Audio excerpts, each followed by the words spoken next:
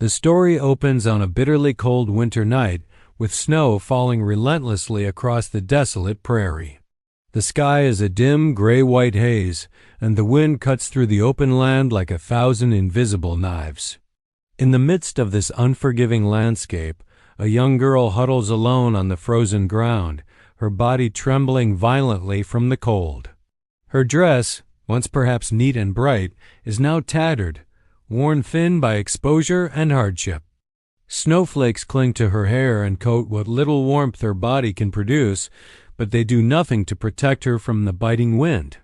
She is a pitiful sight, small and fragile, barely able to move. Her cheeks are flushed from the harsh cold, her lips cracked, and her eyes glassy from exhaustion and tears. Every movement is an effort. She curls herself tighter into a ball, trying to preserve what little heat she has left.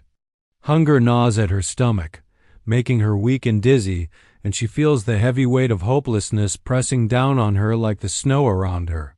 Every sound, the distant howl of a wolf, the whistle of the wind across the empty fields, makes her flinch, reminding her of just how alone she truly is. This girl has been abandoned. She had once lived with a family who should have cared for her, but they rejected her cruelly, leaving her to fend for herself in the midst of a relentless winter. Their cold hearts mirror the icy landscape, and their betrayal cuts deeper than the wind ever could. Memories of warmth, however faint, haunt her, memories of home, of a hearth and comforting words, but they feel distant, unreachable, like a dream that slips away when she tries to hold on to it. The girl's mind races between fear, despair, and a desperate will to survive, but each passing moment makes survival seem less likely. Despite the harshness of the environment, there is a quiet resilience in her. Even as her body aches and her limbs stiffen with frost, she forces herself to keep moving, dragging herself a few inches forward in the snow, driven by a fragile spark of hope. Her breaths come out in visible puffs, and every inhale feels like fire in her lungs. She whispers faint prayers to a God she barely believes in, hoping for some miracle, some warmth, some sign that she will not be left to die here.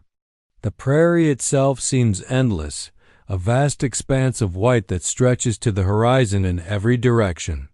There is nothing to break the monotony, no trees, no fences, no shelter. It is a landscape that magnifies her isolation, making her plight feel even more desperate. The cold bites not only her skin but her very spirit. Her tattered dress offers no protection, her shoes are thin, and she wonders how long she can survive without help. Yet, somewhere deep within, there is a faint glimmer of determination, a stubborn refusal to give in completely, even when the world seems determined to crush her. This opening sets the stage for the story's central tension, a young girl alone, vulnerable and on the brink of despair in a world that is indifferent to her suffering. It highlights the cruelty of abandonment, the brutality of winter, and the fragility of human life when left without aid. But amid this bleakness, the story also plants the seed of hope, the possibility that someone might come, that warmth might reach her, that she might be saved from this frozen desolation. The scene is both heartbreaking and gripping, compelling the reader to wonder who, if anyone, will come to her rescue. After hours, or perhaps it feels like days of lying in the snow, the young girl's strength begins to fade rapidly. The cold has seeped deep into her bones, and every movement becomes more painful and difficult than the last. Her fingers are numb and stiff, barely able to curl into fists, and her toes feel as if they are frozen solid. Each breath is a labor, visible as faint clouds in the icy air, and her chest rises and falls with the exhausting effort of staying alive. Hunger gnaws relentlessly at her stomach, a hollow ache that amplifies the chill in her body. The combination of cold and hunger begins to sap not just her physical strength, but her willpower. She tries to lift herself, to crawl even a few inches towards some imagined safety, but her body refuses. Her muscles tremble violently, and her joints lock painfully from exposure. She feels dizzy, her vision swimming with white spots, and at times the snow-covered prairie seems to blur around her. It is as if the world itself is closing in, indifferent to her suffering. Panic threatens to overwhelm her, but she pushes it down, knowing that despair could cost her the last remnants of her life. Her mind struggles to remain alert, yet the exhaustion is relentless, and moments of unconsciousness or drifting thoughts tease her like dangerous sirens. As the cold intensifies, she becomes painfully aware of her vulnerability. Every sound, the distant rustle of a tree, the creak of snow under some unseen animal, the howl of a wolf, sends a jolt of terror through her. She imagines all sorts of dangers lurking in the whiteness: wild animals, hidden crevices, or perhaps even other humans who might exploit her defenselessness. Yet no one comes. The prairie stretches endlessly, empty and frozen, offering no refuge, no comfort. The isolation weighs on her, and the realization that she may be utterly alone in this vast, merciless wilderness makes her shiver as much from fear as from cold. Her thoughts drift to memories of warmth, of family and home, though they now feel like illusions. She remembers the gentle touch of a caregiver's hand, the sound of a fire crackling in the hearth, the taste of a warm meal, but all of these are gone, leaving only emptiness behind. She fights to hold on to these memories, clinging to them as if they were lifelines. Without them, the cold feels almost unbearable, and the emotional isolation mirrors the physical danger surrounding her. Every moment of clarity is matched by waves of despair, threatening to extinguish the fragile spark of hope that keeps her alive. In this state, even small gestures like brushing snow from her face or trying to pull her frozen dress closer around her become monumental challenges. The girl learns the harsh truth of survival, that the body can endure only so much before it begins to fail entirely. Her consciousness flickers, and she sometimes drifts into hazy, dreamlike states where reality and imagination merge. In these moments, she envisions warmth, safety, and someone coming to help, though she immediately snaps back to the cold, hard reality of her situation. Despite her weakening state, there is still a subtle, stubborn resilience. Some part of her refuses to give in completely. Even as her fingers stiffen and her teeth chatter uncontrollably, she clings to the smallest hope that she will be saved. It is this quiet determination, this refusal to surrender entirely, that keeps her alive long enough for fate or perhaps Providence to intervene. Her body may be failing, but her spirit, fragile and battered as it is not yet extinguished. Part 2 establishes the stakes of the story even more clearly than Part 1. The girl is no longer just cold and alone. She is at the very brink of death, and every second in the snow brings her closer to a fate that seems unavoidable. The tension is unbearable, the danger imminent, and the reader is made to feel the girl's fear, pain, and desperation, setting the stage for the critical turning point that will come with the arrival of the rancher. As the young girl's body shivers violently in the snow, her blurred vision suddenly catches movement in the distance, a shadow against the endless white of the prairie. At first, she cannot tell what it is, her weak eyes struggling to focus. Her heart beats faster, both from cold and a flicker of hope, though she dares not let herself believe anyone would come. The wind whistles around her, carrying the sound of crunching snow, rhythmic and deliberate. She squints, trying to see through the storm, and slowly a figure emerges. A man, tall and sturdy, riding across the open fields on a strong, dark horse. The girl's first instinct is fear. She has been abandoned and mistreated by those who were supposed to care for her, and the thought of a stranger approaching is unnerving. Her weak voice trembles as she calls out, but the sound is swallowed by the wind. She curls further into herself, instinctively trying to make herself smaller, hoping he will not notice her, yet a part of her longs for help. Her shivering is uncontrollable, and the cold seeps into every bone, reminding her that survival may depend entirely on whoever this mysterious figure is. The man draws closer, his movements calm and purposeful. He does not shout or wave, does not hurry his pace. There is a quiet assurance in the way he rides, as though he knows exactly where he is going. His long coat flaps gently in the wind, and the brim of his hat casts a shadow over his face. Despite the storm, his horse moves steadily, each hoofall a small drumbeat in the otherwise silent prairie.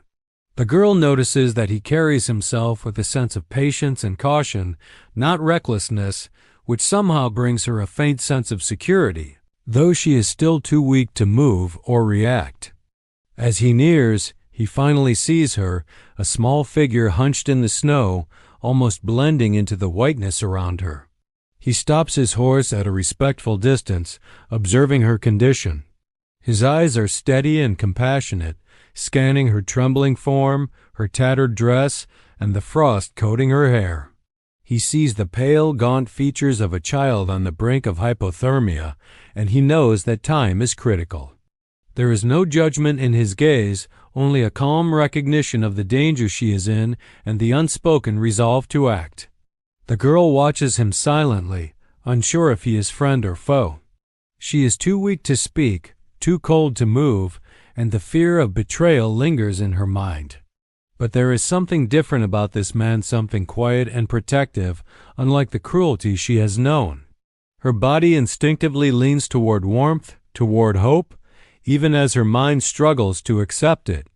The wind continues to whip around them, making the small gestures, his hand shifting in his coat, the gentle nudge of his horse feel monumental, almost miraculous. He dismounts slowly, careful not to startle her. Each step he takes through the snow is deliberate and steady, a contrast to the girl's fragile, faltering state. The storm seems to pause around them, the intensity of the wind and snow magnifying the significance of this encounter. The scene is tense yet charged with the potential for salvation. The girl is at her lowest point, teetering on the edge of despair, while the rancher, calm and composed, represents the first true chance for rescue she has experienced. In Part 3, the story reaches a pivotal moment, the arrival of someone who can change the girl's fate. The tension builds as the reader senses both the danger of her fragile condition and the promise of safety embodied in this lone figure. It is a delicate balance of fear, hope, and suspense, establishing the rancher as a critical presence in her life and setting the stage for the imminent rescue that will follow. The rancher finally reaches the girl, his boots crunching softly in the thick snow as he kneels a few feet away from her frail figure. The wind whips around them, carrying a chill that makes her shiver violently. Yet the presence of the stranger is strangely grounding.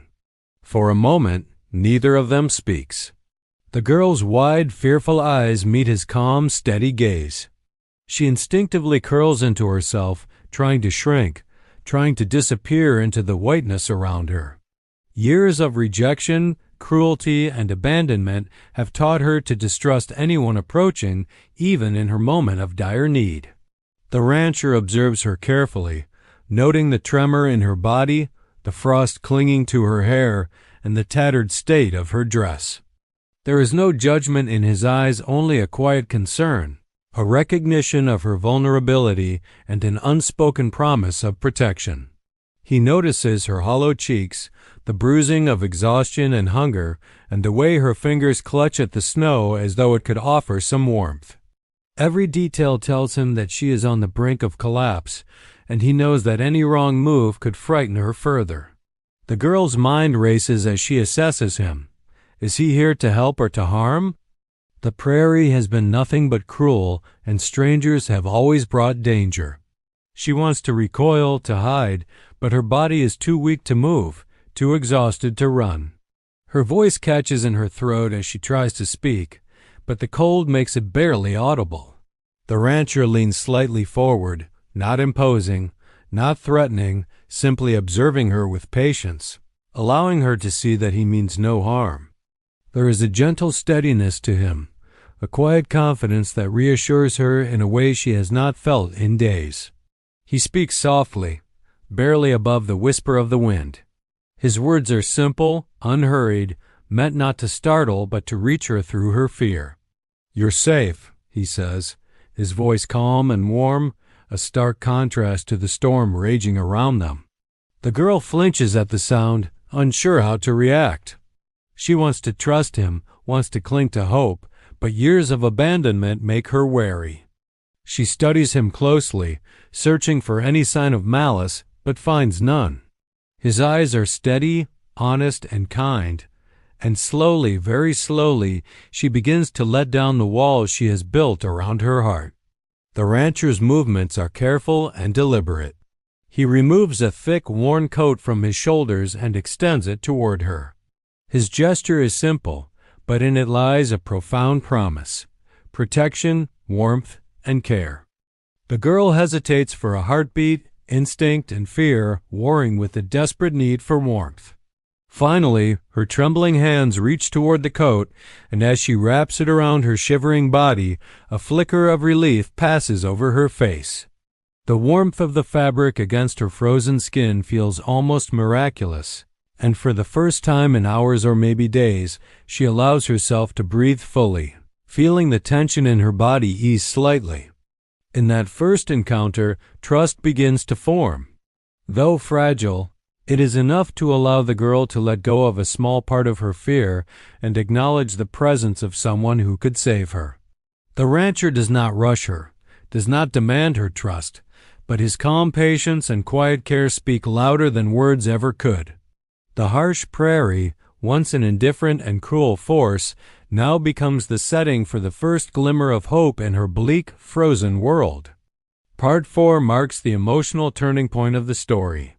The girl's fear and vulnerability meet the rancher's quiet strength and compassion.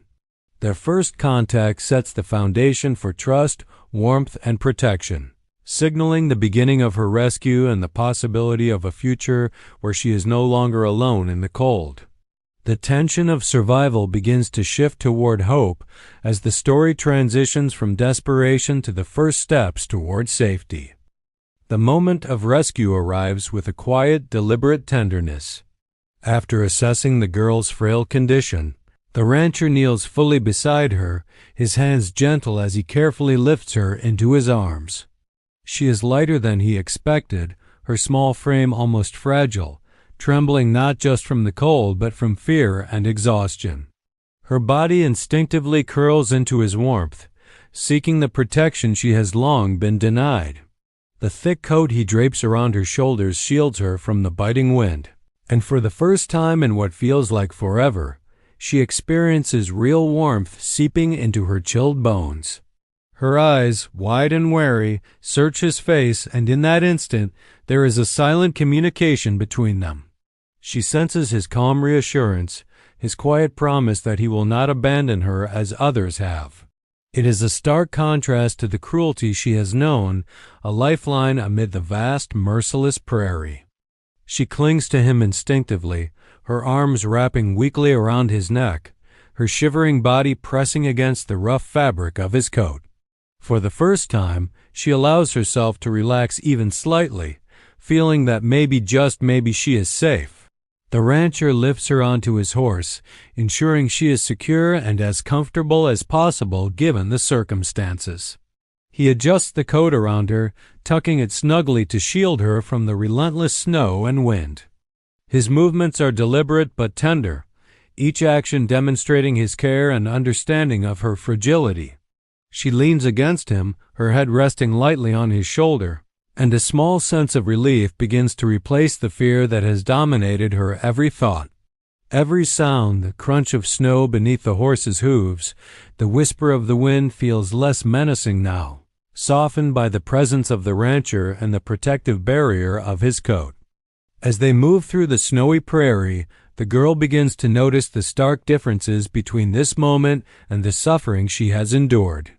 The cold is still sharp, but it no longer feels like an enemy. It is merely a challenge that is being met with care. Her mind, dulled by hunger and exhaustion, starts to process the reality of her situation. Someone has come, and she is not alone. Her breaths are slower now, more measured, and the trembling of her body begins to subside as warmth penetrates her frozen limbs. For the first time, she dares to imagine a future beyond mere survival, a world where she might be protected and cared for. The rancher does not rush her recovery, understanding that trust is built slowly.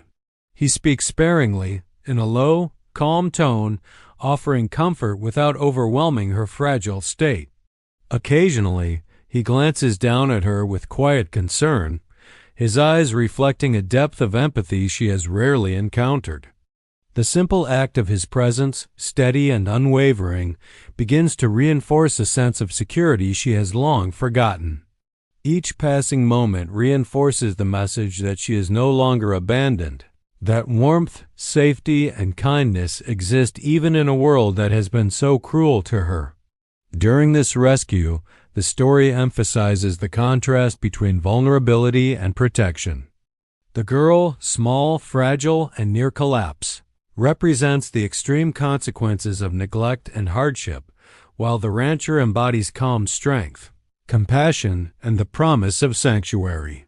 Their physical closeness, the warmth of his coat, the steady support of his arms mirrors the emotional bond that begins to form, laying the foundation for trust and hope. By the end of this rescue, the girl's panic and despair have begun to give way to relief and cautious optimism. She is no longer fighting the elements alone. She has a protector who understands the fragility of her situation and responds with patience and care. This pivotal moment shifts the story's trajectory from desperation toward healing and security, marking the first true turning point in her journey from abandonment to safety. With the girl safely wrapped in his coat, the rancher begins the careful journey toward his nearby cabin. The snow-covered prairie stretches endlessly around them, a stark expanse of white that amplifies the cold and the isolation. But now, for the first time, the girl feels a measure of security. Her small body leans instinctively against the rancher as he guides the horse steadily through the snow, every hoofall a rhythmic beat in the quiet wilderness. She is still weak, shivering intermittently, but the warmth of his coat and the proximity of his steady presence provide a comfort she has not known in days or perhaps her entire life. The girl's mind, fogged by exhaustion and fear, begins to process her situation. The realization slowly dawns that she is being cared for, not ignored or abandoned. She dares to glance up at the rancher, noticing the faint lines of worry etched across his face, softened by the calm patience in his eyes. His steady movements, his careful handling of both the horse and herself convey more than words ever could. He is not only capable of protecting her, but genuinely willing to do so. Each passing minute reinforces her fragile trust, and she starts to relax just enough to feel the warmth spreading through her body, soothing the numbness of frost and fatigue. The prairie around them remains harsh and unyielding. Snowdrifts rise like frozen waves, and gusts of wind cut sharply through the open expanse. The girl instinctively pulls the coat tighter around herself, grateful for the barrier it provides against the elements. Despite the danger surrounding them, she begins to notice small details in the landscape, the soft glimmer of snowflakes in the pale twilight, the way the horizon blurs gently into the gray sky. These small observations, subtle though they are, signify the first signs of her returning awareness of the world beyond fear. The rancher's presence allows her to perceive beauty in the midst of hardship, a reminder that hope can exist even in bleak conditions. During the journey, the rancher speaks occasionally, his voice low and reassuring. He does not ask questions that might overwhelm her. Instead, he offers gentle commentary about the path, the weather, and the safety of the cabin ahead. These small words of guidance, coupled with the rhythmic sway of the horse, create a sense of calm and predictability that contrasts sharply with the chaos and danger she has endured. The girl begins to realize that this man is different from anyone she has known. There is no cruelty in him, no impatience or harshness, only steady, reliable care. Her exhaustion persists, but the steady movement of the horse and the warmth of the rancher's coat gradually soothe her body. She closes her eyes intermittently, allowing herself brief moments of rest, her trust in him enabling a rare surrender to fatigue. She can feel the tension in her muscles slowly easing, a sensation she has not experienced for what feels like an eternity. The journey, though physically challenging, becomes a transition from desperation toward safety, each mile traveled marking a step away from death and despair. Along the way, the girl's mind begins to contemplate the possibility of a new life. Thoughts of fear and abandonment are still present, but mingled with them are the faint glimmers of hope, warmth, protection, and the possibility of belonging somewhere. The journey itself, though short in distance, represents a significant emotional and psychological shift from isolation and vulnerability to reliance on another, from despair to cautious optimism. By the time the rancher and the girl reach the edge of the tree line near his cabin, the storm has not ceased, but its severity no longer feels insurmountable. The girl's small hand instinctively reaches out, clutching at his coat for reassurance. The journey to safety is complete, yet it is only the beginning of her recovery. She is no longer alone, no longer defenseless, and for the first time in days, she feels the faint stirrings of hope and security. The girl's first moments inside the rancher's cabin are a mixture of relief and wonder. The warmth from the fireplace immediately wraps around her, a stark contrast to the biting cold of the snow-covered prairie. She sinks into the coziness of the room, feeling the chill finally begin to fade from her bones. Her limbs are stiff and sore from the long exposure to the freezing wind, and every movement reminds her of just how fragile her body has become. The rancher carefully helps her to a chair near the fire, draping blankets around her small frame. The sensation of warmth, soft and enveloping, is almost overwhelming, and tears begin to blur her vision, not from sadness this time, but from relief and gratitude. The rancher's care is methodical yet gentle. He brings her warm water and a simple meal, bread, soup, and something sweet to revive her energy. The aroma of food and the comforting heat of the cabin work together to revive not only her body but also her spirit. Every bite she takes strengthens her, and each sip of warm liquid helps chase away the numbness that had settled deep into her core. He does not rush her, speaking in calm tones, explaining little things about the cabin, the fire, and the chores outside. His quiet presence and patience create an environment where she begins to feel safe, where trust slowly grows in the space between them. Her recovery is gradual. At first, she can barely speak, her voice hoarse and weak. The rancher listens attentively, encouraging her gently, never pressuring her to move faster than she is capable. He checks her condition carefully, examining her fingers, toes, and face for signs of frostbite or lingering injury. With each passing hour, she feels the stiffness in her body ease, her color slowly returning to her cheeks, and her shivering becoming less violent. The blankets and warmth work wonders, but it is the rancher's steadfast presence that truly makes her feel alive again. Emotionally, the cabin offers her more than just physical recovery.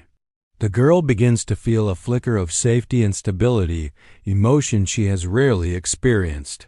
The harsh world outside, full of rejection and cruelty, seems distant now, replaced by a quiet space where she can breathe and begin to heal. She starts to notice small comforts, the soft glow of the fire on the wooden walls, the smell of pine and smoke, the steady ticking of a clock, and the rhythmic sounds of the rancher moving about. Each little observation reinforces a sense of normalcy and belonging, reminding her that life can still hold moments of peace and care.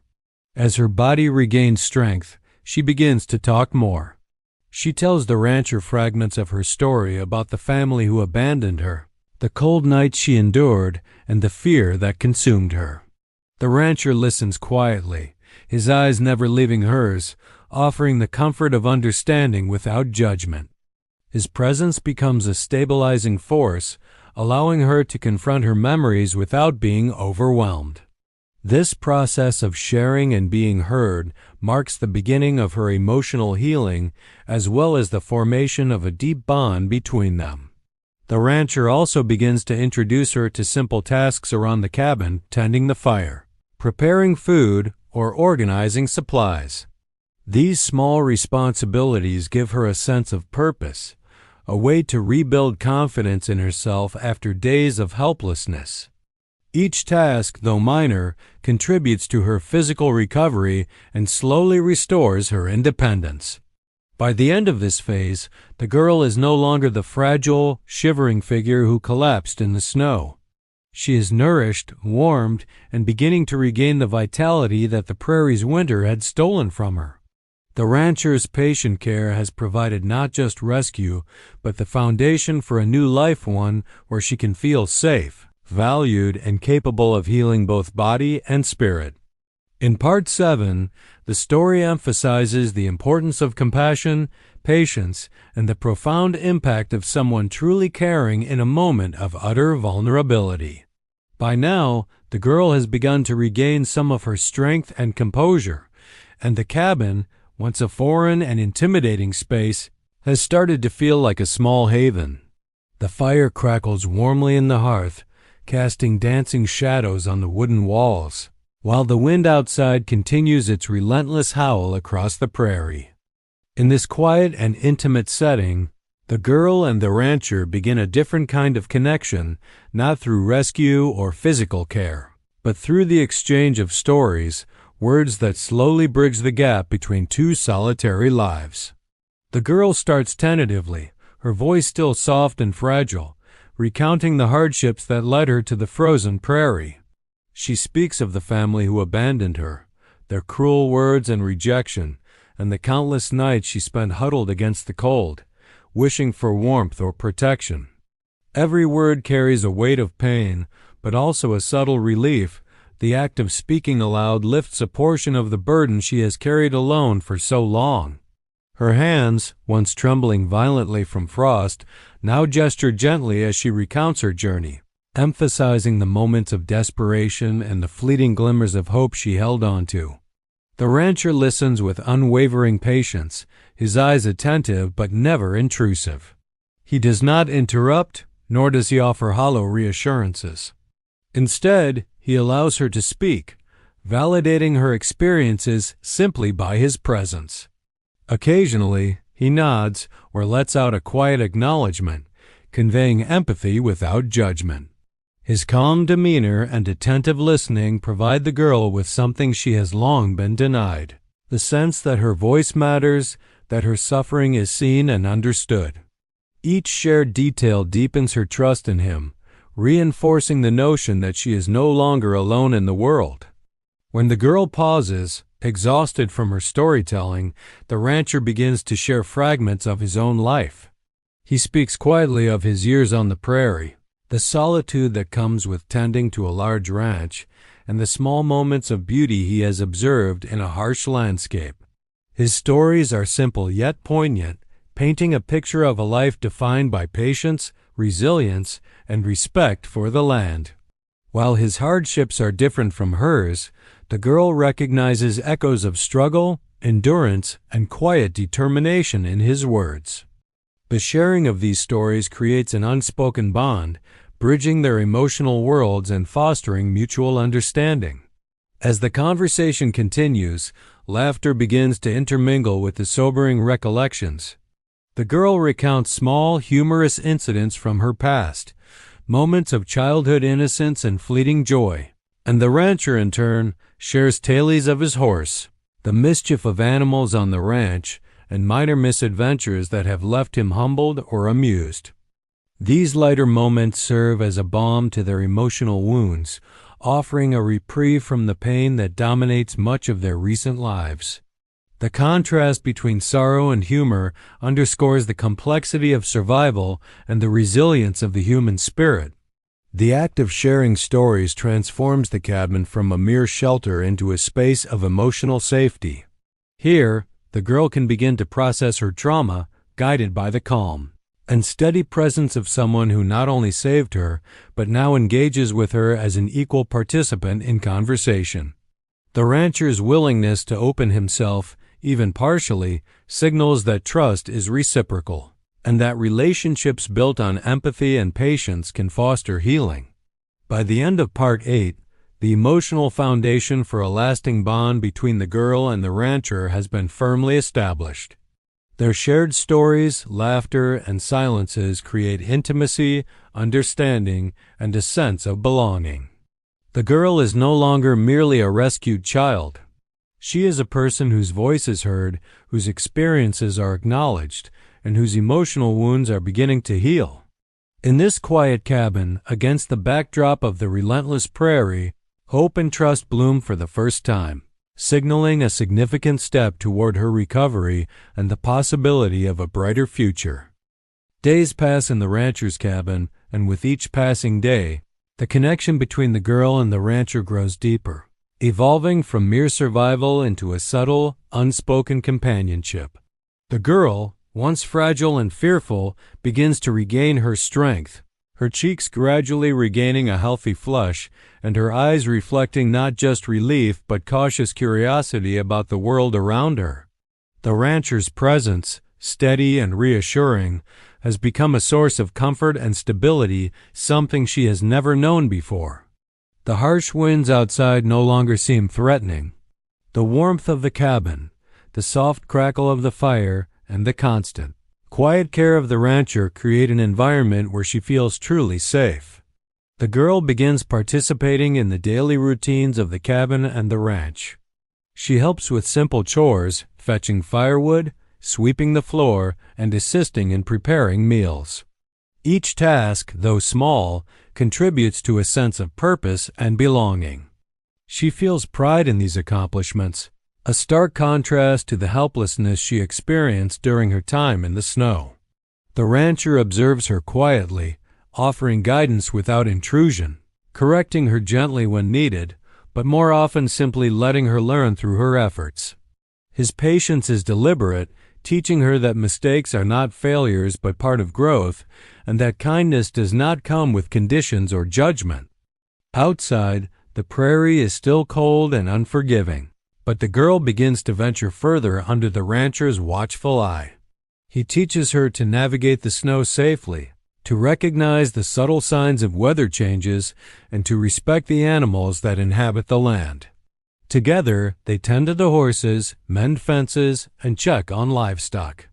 These shared tasks are more than practical work. They are bonding experiences that allow the girl to observe the rancher's strength, skill, and quiet kindness firsthand. In these moments, admiration begins to form alongside trust, and the girl senses that the rancher's life, though solitary, carries a depth of wisdom and compassion that she has rarely encountered. Evenings in the cabin are now filled with quiet conversation, laughter, and mutual storytelling. They continue to share experiences, dreams, and reflections, deepening the emotional intimacy that began with the girl's initial recovery. The rancher occasionally recounts tales of hardship on the prairie, but he frames them with subtle lessons of resilience and patience, allowing the girl to see strength not as aggression or dominance, but as steady endurance and care. In turn, the girl shares more of her hopes and fears, her voice growing stronger, more confident. She begins to understand that relationships are not built solely on shared suffering, but also on trust, kindness, and shared experiences. The bond extends beyond mere companionship. It is a growing interdependence where the girl finds emotional security and the rancher finds fulfillment in nurturing and guiding someone who trusts him. Moments of silence are no longer tense or awkward. They are comfortable, a shared peace that speaks louder than words.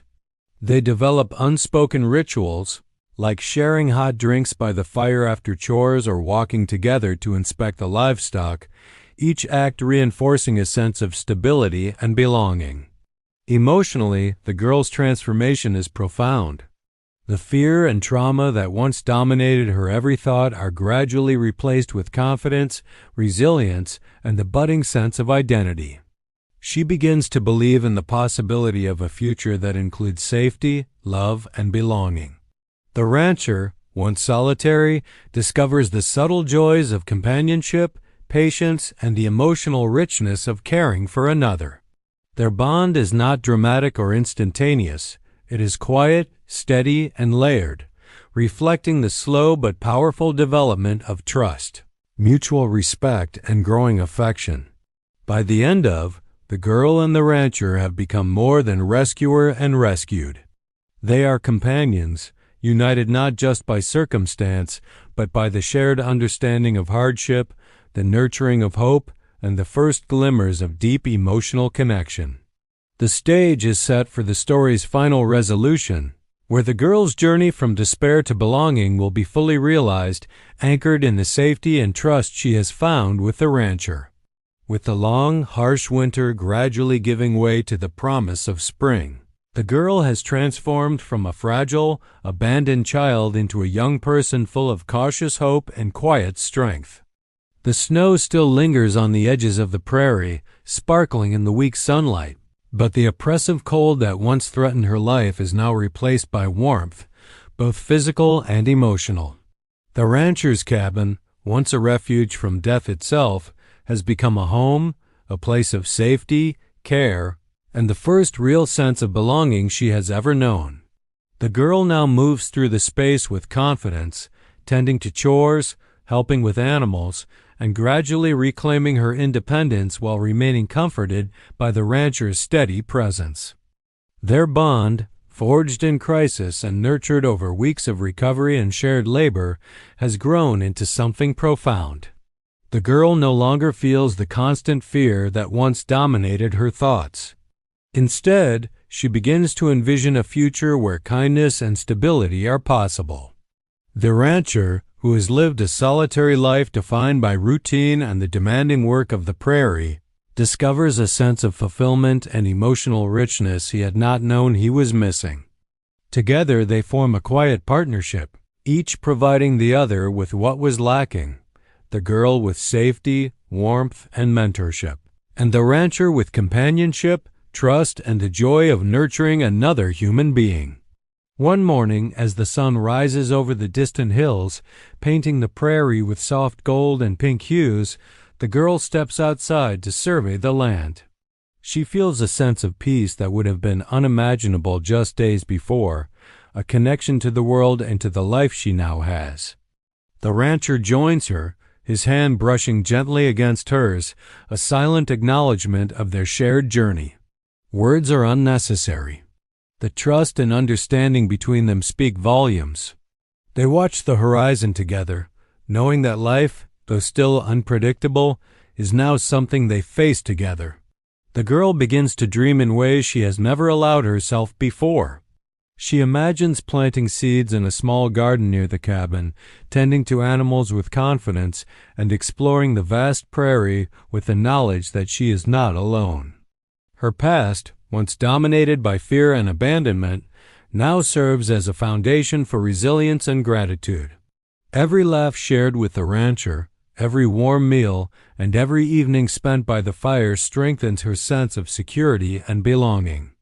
She begins to understand that life is not only about survival, but about connection, growth, and hope. The rancher, for his part, recognizes the profound impact the girl has had on his own life.